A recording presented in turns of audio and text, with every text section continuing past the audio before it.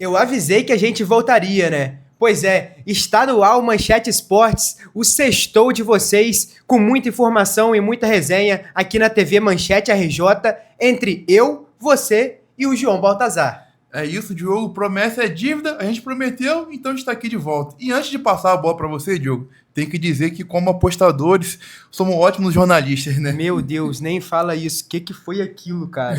Tô até com vergonha de dar os palpites da próxima rodada do Brasileirão, porque a gente errou simplesmente todos. Tudo. O que passou mais... Bom, o que eu achava que iria passar mais perto, enquanto eu estava assistindo o jogo, era o do jogo Flamengo e Vitória, né? Que o meu palpite foi 3-0. Mas aí, Em rapidamente... 15 minutos, esse palpite já evaporou. No primeiro tempo, o Flamengo fez 3-0 e no segundo foi aquela goleada histórica. Mas, meu amigo, pelo menos um nessa, né? Vamos, né? Umzinho tem que acertar. A gente tem que acertar. Nossos telespectadores merecem que umzinho pelo menos a gente acerte essa semana. João, antes da gente começar falando sobre a rodada do Brasileirão, vamos para o principal assunto do futebol essa semana, que foi a convocação da Seleção Brasileira, uma convocação com muitas novidades e polêmicas. Você gostou? Gostei, eu acho que o Ancelotti foi bem coerente no que fez e, falando em polêmica, né, vou passar um para você. Neymar, você achou que a decisão dele foi acertada de não levar o craque da Seleção Brasileira? Cara, então, a gente sabe que o Neymar não está no seu melhor momento, isso fica nítido com ele dentro de campo, mas, no meu ponto de vista, ele ainda é uma peça fundamental nesse time da seleção e ele minimamente bem, ele deve ser convocado. Agora, se realmente foi constatado esse problema físico dele, um edema na coxa, não foi isso? Se realmente foi constatado esse problema, ele deve ficar de fora. Afinal, o jogador não está apto a atuar. Mas eu acho que que o Ancelotti deveria ter convocado o Vini Júnior e o Rodrigo. Essas são minhas críticas a ele. O Vini Júnior e o Rodrigo. Você falou do Neymar tá bem, né? Mas fica aquela questão, o Neymar tá bem hoje em dia? Por mais que ele tenha aquela sequência, 5, 6 jogos seguidos, fazendo 90 Sim. minutos, o Neymar hoje não sobra mais para brasileiro, né? Você vê que no jogo que destacou foi contra o Juventude, por exemplo, que é uma E o equipe... Flamengo foram os únicos, sabe? Isso, e então o Neymar não vem tendo uma sequência boa tecnicamente falando, apesar de fisicamente estar apto. Do questionamento do Rodrigo e do Vinícius Júnior, eu acho que são válidos, né? Por mais que do Vinícius, ele fale que o Vinícius estará suspenso para o próximo jogo contra a Bolívia e não poderia jogar contra o Chile. Então, eu acho que tem uma coerência.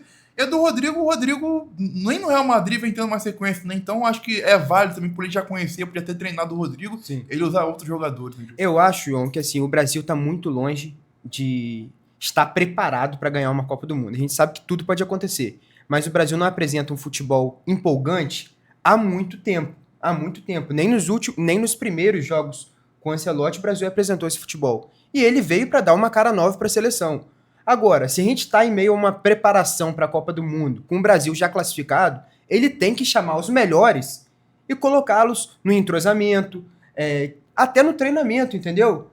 Porque agora não tem mais nada a perder, só ganhar. O Brasil já está classificado para a Copa do Mundo. Então ele tem que chamar esses jogadores. Essa é a minha crítica a ele. E agora, com alguns cortes, a gente vai colocar na tela nesse momento os jogadores que foram convocados pelo Ancelotti, com alguns cortes, né, João? Foram 2. Isso. Teve o Alexandre do Flamengo que se lesionou e o Joelinton, como ele já tinha levado 2 laterais esquerdos, que é o Douglas Santos e o Caio Henrique, ele não convocou outro lateral. Lá, já pro lugar do Joelinton, ele convocou o João Lucas do Bahia, que vem fazendo um grande campeonato brasileiro. Sim, outra crítica que eu tenho para fazer a ele também é o fato dele não convocar nenhum substituto para o Alexandre. A gente sabe que a lateral esquerda é a posição mais carente da seleção brasileira nos últimos anos, junto com a lateral direita.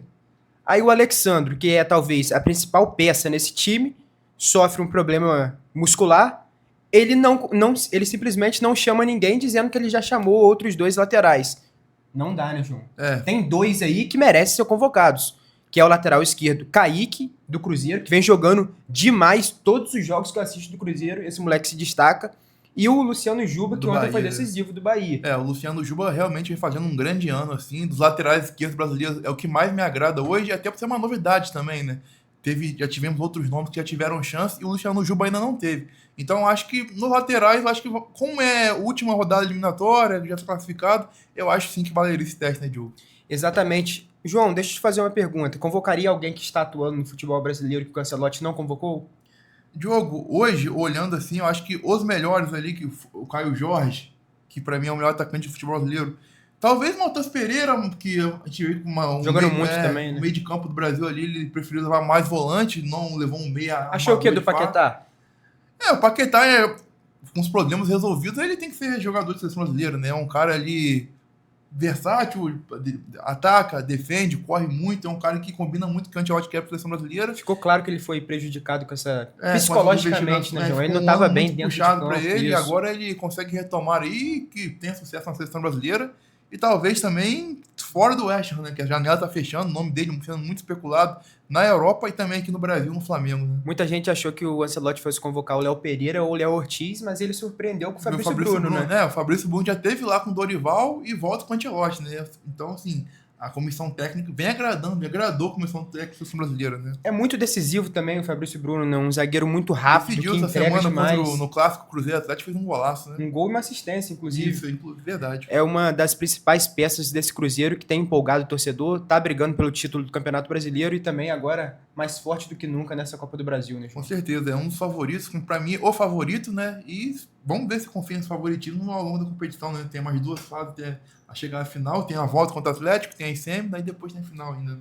Meu amigo, vamos aproveitar que a gente está falando de futebol brasileiro para começar o assunto da 22ª rodada do Campeonato Brasileiro. E o primeiro carioca a entrar em campo é o Botafogo, que enfrenta o Bragantino no sábado, às 6h30 da noite. Quais são os destaques dessa partida, João? Então, Diogo, um dado curioso, né? O David Alten não venceu o Newton pelo Brasileirão, né? Já venceu pela Copa do Brasil. Isso? Não sabia dessa. Mas pelo Brasileirão ainda não tem vitória e acho que amanhã é um cenário ideal para ele, né? O Bragantino, a gente zicou o Bragantino na última rodada, né? Zicou positivamente para eles, né? Estavam 8 jogos sem vencer, a gente falou isso, eles ganharam do Fluminense. Mas eu acho que é um cenário assim, muito bom pro Botafogo, não tem jogo durante a semana, então deve ir com força na máxima. E eu acho que é a hora do Ancelotti quebrar essa escrita aí, né? E o Botafogo na cola do Bahia, só que tá com o Mirassol na cola do Botafogo também, Mirassol né? Que faz uma campanha absurda. Isso, né? Esse G6 está embolado, por isso que é importante essa vitória em casa para o Alvinegro, né? O Bragantino, como você falou, voltou a vencer após 9 jogos e o Juninho Capixaba, o Pedro Henrique são os pilares dessa defesa, estão de fora. Ou seja, o Botafogo pode explorar muito bem esses desfalques pelo lado do Bragantino e pode contar com um bom momento de Cris Ramos, né? Na sua estreia pelo Campeonato Brasileiro, ele virou o jogo e ainda fez o terceiro gol contra o Juventude. Foi uma vitória muito importante e agora o Botafogo tem tudo para afastar essa zica aí do Ancelotinho, isso aí, e voltar a vencer dentro do Newton Santos, que a gente sabe que um campeonato de pontos corridos é muito importante vencer em casa. E o Cris Ramos, que você falou aí, que foi herói, mas é dúvida para domingo, né? Ele, um choque de cabeça no jogo contra o Vasco, precisou sair e é dúvida. Mas assim, como você falou, o Botafogo tem todos os ingredientes ali para fazer o final de semana do Ancelotti feliz, poder quebrar essa escrita, tirar alguns dias de folga por causa da data FIFA. Sim. E contra um adversário que, apesar da vitória do Fluminense, ainda não é um adversário confiável, né? Viu uma sequência muito ruim, tem desfalques pesados. Então, em casa, o Botafogo tem que fazer valer seu mando. E o Botafogo foi o único time do futebol da Série A ali, né, dos que estão brigando por todas as competições e as principais competições, que não teve uma semana livre, né? Sim, e agora vai ter, né? Exatamente, agora vai ter, então é importante vencer esse jogo para ter uma semana de treino livre e focar no jogo da volta contra o Vasco pela Copa do Brasil. João, o outro carioca a entrar em campo é o Fluminense, que enfrenta o Santos fora de casa, sem Neymar, no domingo, às 4h. O Santos vai estar estreando treinador, né? O Vojvoda, né? Dizem que toda vez que estreia treinador dá um ânimo novo, o time vai pra cima, né? E será que a situação, será a vítima da vez? A situação do Santos é muito complicada, gente. É muito complicada. Apostou na volta do Neymar, contratou jogadores, um novo treinador, né? Um novo treinador, assim, não só para o clube, como para a carreira dele, que foi o Kleber Xavier, né, João? Sim. Ou seja, também não deu certo, mas vamos ver o que vai acontecer com o Santos. E o Fluminense, que ontem jogou bem contra o Bahia fora de casa, foi uma partida muito boa do Tricolor, deu mole, tomou o gol no finalzinho, mas vem numa fase positiva, né, João? O Fluminense tem apresentado, ao menos, um futebol que tem, assim, dado esperanças ao torcedor. Como você falou aí, né? Virou até meme entre os torcedores que fala que toda coletiva Renato Gaúcho fala de falta de atenção, né? E aí acaba sendo verdade, né? Ontem ele meteu da criança no shopping, né? Ele já uma lenda, né? E falta atenção, 22 vitórias, não jogou mal contra o Bragantino do Bahia, mas acabou perdendo. Você vê que são gols ali que São gols de atenções, coisas boas, falha individual, que aí já foge do controle do treinador. O treinador não pode entrar no campo e cortar a bola ali do Guga, não pode entrar em campo e evitar Mas que o ele Bragantino domina o faça 3 elenco, gols. ele domina o elenco, ele tem tá o elenco em acostumado com mãos, isso, né? ele sabe muito bem o que fazer para animar o elenco, ele sabe até que ponto ele pode ir. O Renato Gaúcho é um cara muito resenha, eu tenho certeza que ele não causou nenhum atrito com os torcedores, nem com os jogadores do Fluminense. Agora, João, o que pode deixar os tricolores ainda mais empolgados é a notícia da SAF, né? Quais são as informações que você tem aí? Então, são 15 torcedores milionários do Fluminense que vão apresentar um projeto de comprar a SAF do clube, né? Assumir o controle majoritário ali e fazer investimento para os próximos anos. Especula-se até de investimento chega até R$1 bilhão, né? Que coisa Meu Deus. Imagina saindo sua conta em jogo. Meu Deus. Que você faço faria? estrago, faço estrago. Não é nem bom falar aqui.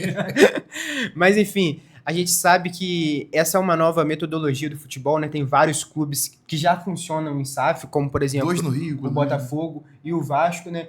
E existe a expectativa que o Fluminense possa também fazer parte desse novo modelo e aproveitar esse investimento financeiro que pode vir para o clube nos próximos anos. Há de ver como funcionará e é claro que a gente vai seguir acompanhando essa situação também. Agora, João, quem está empolgadíssimo é o torcedor rubro-negro, mais líder do que nunca, classificado para a Libertadores, vem de 8-0 histórico e agora enfrenta o Grêmio em casa, onde o Flamengo está invicto no Campeonato Brasileiro e tem tudo para ser mais uma vitória também, né? Você falou do flamenguista empolgado, estão mesmo, Maracanã lotado, os ingressos esgotados, mais de 60 mil pessoas esperadas. E assim, a gente falou que seria um 2-0 tranquilo com vitória, foi 8 tranquilo, né? Não, tô até com medo de dar meu palpite aqui, que pra mim vai ser uma goleada, só que eu vou continuar maneirando pra ver se acontece o mesmo. E o Grêmio, acho que tem tudo pra ser um jogo tranquilo novamente, não vou falar tranquilo 2-0, porque foi 8 outra vez, né? Mas acho que o Flamengo tem tudo pra fazer uma partida tranquila, só mais 3 pontos e tirar esses 10 dias de Viralizou um vídeo, João, de um influenciador, né, nas redes sociais, não sei nem se ele é torcedor do Grêmio, após a goleada, na verdade, durante a goleada do jogo contra o Vitória, ele fingiu que ele estava em ligação, aí falou, alô, Latam, cancelar o voo, cancela o voo do Grêmio, não manda nem ir pro Maracanã, viagem desnecessária, tem tudo para ser mais uma vitória do Flamengo, mas a gente sabe que aproveitamento não entra em campo, né, João? Tem que entrar lá e fazer isso aí, gols, tem que entrar, fazer. O Flamengo é muito favorito, só o Alexandro, entre os titulares, fica de fora para esse partido, o Pulgar segue se recuperando, deve ir com força máxima de novo, o Jorginho e o Saul estão muito entrosados, o ataque então nem se fala, com o Pedro voltando a marcar, o Samuel Lino dando seu cartaz de entrada, né? Isso aí, tem jogado realmente demais, tem empolgado o torcedor do Flamengo, que o clube fez um investimento altíssimo para contratar o atacante. Agora, vamos ver se o Flamengo vai seguir em vantagem na liderança do Campeonato Brasileiro, João. É isso que você falou. E o Grêmio ainda tem um agravante, né? O Grêmio vem aprontando algumas perspicácias, podemos dizer assim, no Brasileirão. Né? Sim. Foi a única time que perdeu por Vitória. E ele perdeu o seu principal zagueiro. O Balbuena tinha dado um jeito na zaga ali, conseguiu estancar, aí ele se machuca, já vai sem ele contra o Flamengo, né? Ou seja, com o torcedor deve estar, digamos, desesperadamente para cancelar esse voo do final de semana. O Grêmio tá brigando para não cair também, né, João? É realmente muito instável também. Encaixou nessa temporada. Não convence. Às vezes vence, mas nunca convence. Teve até uma vitória contra o Atlético Mineiro fora de casa, né? 3-1. Que deu um respiro para o Grêmio, vamos dizer assim. Aí empatou com o Ceará em casa, já desanimou a torcida de novo, já trouxe a desconfiança de volta. Né? O futebol, o Campeonato Brasileiro não pode dar mole.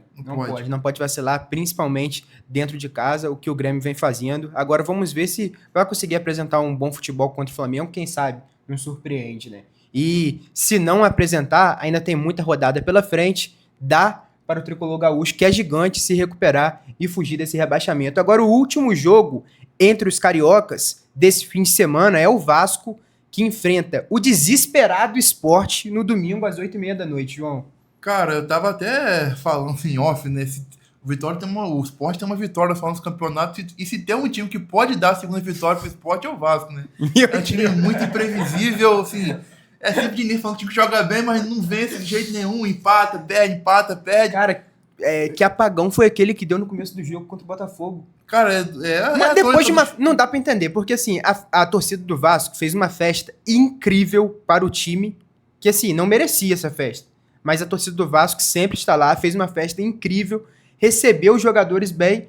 No início do jogo, o Vasco entrou apagado. Parece que a festa fez mal para os jogadores. Não deu para entender. O Vasco é um time que toma muito gol no primeiro tempo. Normalmente sempre sai atrás do placar e tem que buscar. Foi assim contra o Corinthians, foi assim contra o Atlético, foi assim contra o Botafogo. E um time que toma muito gol, né? O Diniz vem fazendo uma experiência na zaga ali. Algumas não vem dando certo, outras vem dando... Até que o Hugo Moura, que ele tirou do volante para botar o zagueiro, jogou bem na quarta, mas ainda continua sendo muito vulnerável. O Léo Jardim muito exposto, um time que toma muito gol, né? Um dos melhores jogadores do Vasco nessa temporada, João, o PH, lateral direito, tá de fora dessa partida. Agora você falou em problemas na zaga, a zaga pode ganhar um reforço, inclusive com estreia, que é o Robert Renan, né? O Robert Renan. Quais são as expectativas aí? Ele deve estrear ou não? O que você acha? Então, utilizando pela lógica, né, ele deve ali disputar a posição com o Lucas Freitas, né? O zagueiro que joga pelo lado esquerdo. Mas ele deve ser titular, não é possível, né? Teoricamente, a cabeça de Diniz é um pouco complexa de entender, né? E, em tese, assim, eu acho que pro jogo de domingo já pode fazer esse teste, que, assim, apesar do Vasco ser esse time que imprevisível, tem time para ganhar esporte, né? É uma vitória até que deveria ser obrigatória jogar contra o esporte na ilha. Na ilha, é difícil. Mas deveria ser uma vitória obrigatória pro Vasco estar brigando para não cair. Então, acho que ele pode sim ali assumir a posição titular. E tem um Cuesta chegando, esse que deve ser titular absoluto do lado direito ali. Isso. Então, assim, é uma nova zaga. Eu acho que agora a gente não tem mais desculpa, né? Chegou o Robert Renan, chegou o Matheus França, chegou o que Gomes, pode estrear também agora, o Matheus França, né? O Matheus França mesmo pode estrear, tem um Cuesta. Então, assim, todas as posições estão servidas. E agora é com o Diniz com os jogadores, né, Diogo? E é um jogo, João, muito importante, porque o Vasco pode terminar a rodada na zona de rebaixamento. Ou aliviado, né? E dessa vez, for pra zona domingo, quarta-feira não tem rodada, né? Vai ficar 10 dias sem jogos. Imagina o torcedor, agonia o torcedor, ficar 10 dias abrindo a tabela, vendo nesse momento Z4, ainda, né? Meu pai. Segundo turno. Diniz vai se sentir mais pressionado ainda. Mas, João, agora chegou aquela hora mais esperada. Mas não é pra gente, não. É pra quem tá assistindo. Porque eu tenho certeza que as pessoas vão cornetar mais uma vez. Mas eu vou tentar fazer o possível pra melhorar. Botafogo e Bragantino. Eu começo, hein? 2-1 Botafogo, na minha opinião. Vamos ficar igual. Outra 2-0 Botafogo. Tá bom, agora vamos para Santos e Fluminense. Eu acho que o Fluminense volta a vencer. Ou melhor, eu vou no empate. Eu vou 1-1. Cara, Fluminense-Santos. Eu vou de 1-0 Fluminense. Santos vai sufocar. Estreia de Vojvoda com derrota. Vai botar água no chopp. E chopp que o Renato gosta, né? Agora Flamengo e Grêmio. Eu vou de 3-0 Flamengo. Vou manter o mesmo palpite que eu fiz pro Flamengo na semana passada.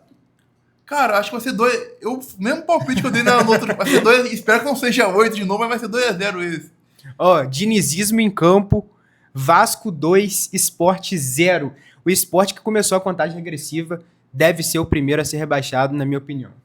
Cara, você foi gentil de achar que o Vasco não toma gol no jogo. Né? Então vai ser 3-1 o Vasco, vou fechar nesse aí.